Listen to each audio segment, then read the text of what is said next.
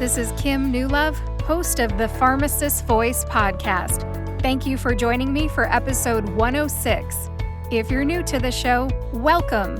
I alternate solo shows and interview shows. In the solo shows, I talk about what I'm learning during my career change from pharmacist to voice actor. And today, I'll talk about how getting feedback helps me grow. My interview shows feature a variety of people who use their voices to advocate for something, educate in some way, or entertain. My website is thepharmacistvoice.com. It's the end of July 2021, and I'm having a busy summer. I live in Ohio, and I have 2 teenage boys. They don't have school year-round, so it's up to me to keep them busy. My older son, who has autism, is in summer school, but my younger son is in and out of the house all day. He has cross-country training, he has a job as a baseball umpire, he likes to frisbee golf, and he loves to hang out with his friends. As a parent, I got used to the school year schedule. When school ended in May, I had to get used to this new summer schedule. Now, in less than a month, the kids are going back to school. I'll have to turn around and get into school mode. Parenthood has its challenges. Being an entrepreneur has its challenges too. One of those challenges is getting feedback. Feedback helps me improve. Working with coaches as a voice actor is awesome. I get feedback from an experienced and trustworthy person who has a great set of ears. They know what to say to me to help improve my performance, and I can use their input immediately. Who doesn't like immediate feedback? I, for one, love it. When I worked in clinical pharmacy practice, I got feedback all the time. For 9 years, for example, I worked in a retail pharmacy, large chain retail pharmacy, and my boss talked to me at least on a weekly basis about my KPIs. But he also reviewed me annually as a staff pharmacist. Those annual reviews were eye-opening. I learned what he thought I was doing well and what I needed to work on. What I thought I was doing well and what he thought I was doing well weren't always the same thing. No one likes bad news or bad annual reviews, am I right? But knowing what I needed to work on gave me a target to shoot for. If you're a pharmacist, I'm sure you can appreciate what I'm saying. Feedback isn't always positive, but it is helpful. Now, in my voiceover business, if I get paid and the client doesn't offer any feedback, what does that mean? Well, it means I didn't ask for feedback for one thing, but I like to think that they're satisfied. When I audition for jobs, on the other hand, and I don't get them, I have to assume that my voice wasn't what the client was looking for, or that my read wasn't what they were looking for. What exactly needed to change? I don't know. Who knows, right? Because I didn't get any feedback. This, unfortunately, is very common. It's very frustrating too, but again, entirely common. Feedback is helpful. When someone tells me exactly what to do, I can meet their needs. I care about doing a good job, and I definitely want to give my client my best.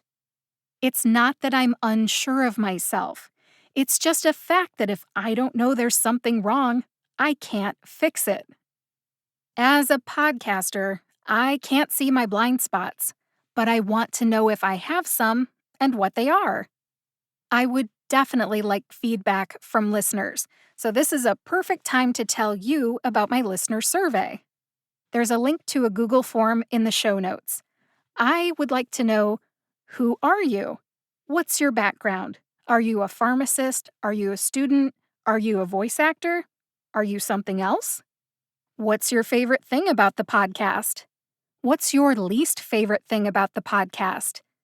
What should I start doing? What should I stop doing? Who should I interview in a future episode? And how can I find them? And why should I interview them? What do you want to hear me talk about in a future episode, and why? Also, I'd like to know your favorite episode number and why. Again, the link to the listener survey is in the show notes. Fill that out today.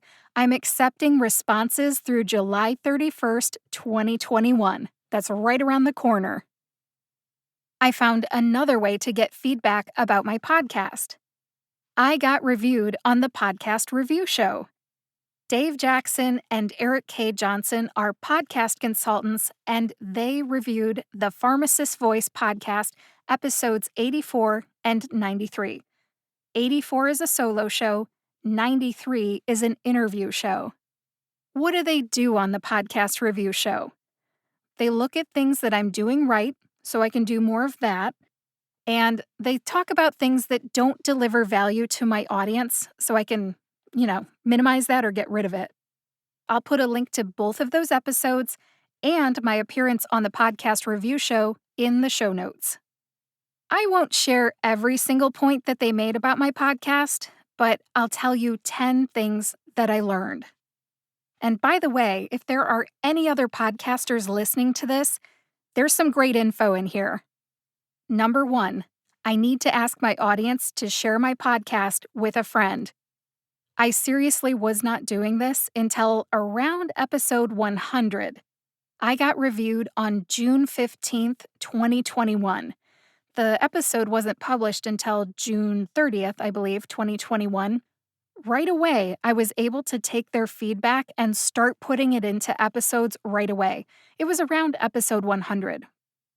Bottom line, ever since I got reviewed, I've been trying to ask my audience to share the podcast with a friend. And by the way, since we're on the topic, please feel free to share this podcast with a friend, and thank you. Number 2, it's good to wrap up a show with a takeaway. For example, I want your takeaway from this episode to be that getting feedback is a good thing. Number 3, Erik suggested sharing more about myself during the interview shows. I would not have thought about that myself. He suggested sharing about my expertise, share a little bit of my story, share why I have a podcast, tell listeners what I help them do, maybe tell them what the podcast is all about. All of those are great ideas.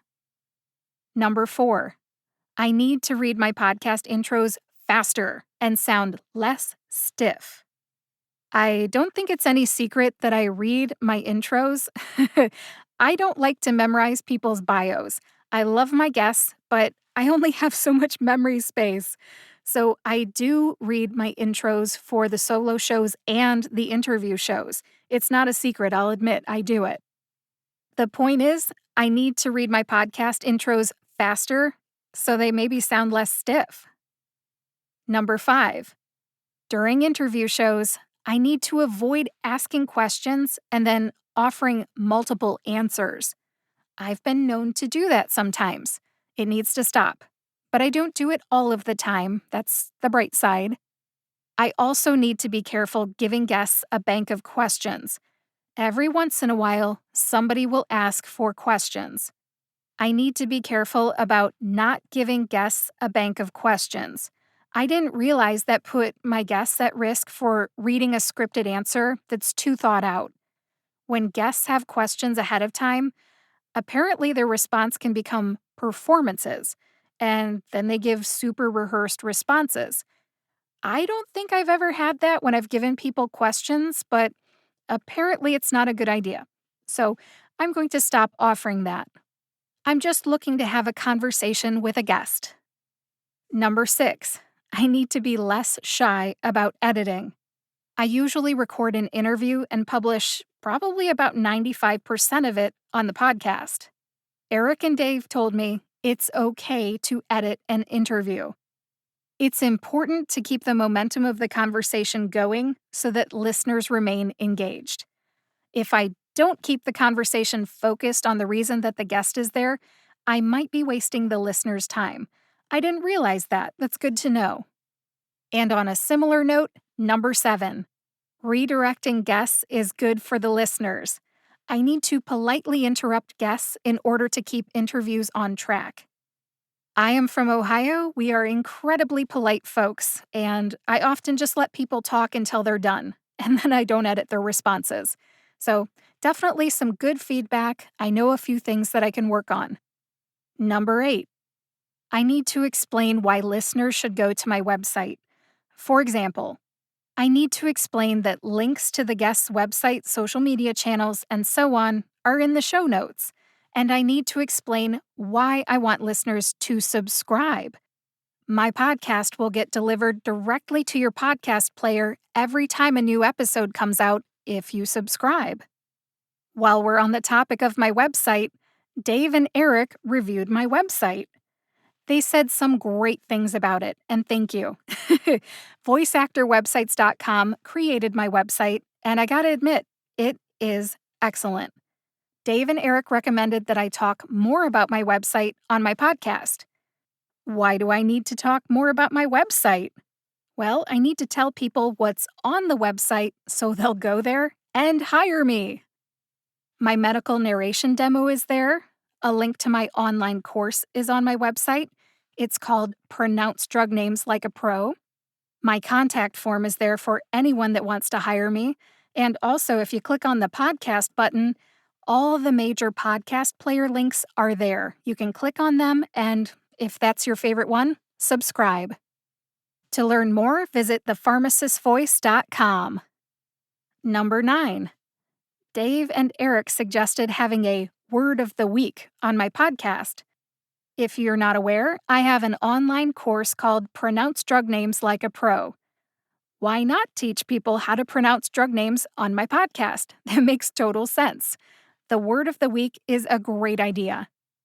And finally, number 10. Not all feedback is positive, but I don't take it personally. Knowing what to work on is very helpful. It was a little hard to hear that I sound a little stiff in my solo shows. I get it. I need to go for conversational, fun, and warm. I'll admit, I sound formal a lot. I have no one to blame except myself. Talking to myself in my recording space, like I'm doing now, without a script, it's a learned skill. With practice, I think I'm getting better. It's harder than it looks. Take it from me. Dave and Erik suggested that I put a picture of something that makes me feel warm and fuzzy in my recording space so I feel more relaxed. Right now, I have a picture of my family up here. We'll see if that helps. Let's wrap this up. Getting feedback is a good thing. As a pharmacist, I used feedback to help me become a better pharmacist. As a voice actor and a podcast host, I am using feedback to help me improve too. I don't think I can change everything all at once, but I do like personal development. I'll work on making improvements as I continue on my journey from pharmacist to voice actor. Thank you for listening to episode 106 of the Pharmacist Voice podcast. Please visit thepharmacistvoice.com to read the show notes. You'll find the link to the podcast review show, voiceactorwebsites.com, and my online course there in the show notes. Also, please subscribe to this podcast so that each new episode will show up in your podcast player right away. If you liked this podcast, please share it with a friend, especially if you have a friend who's a podcaster and is interested in a podcast review. Thank you again for listening.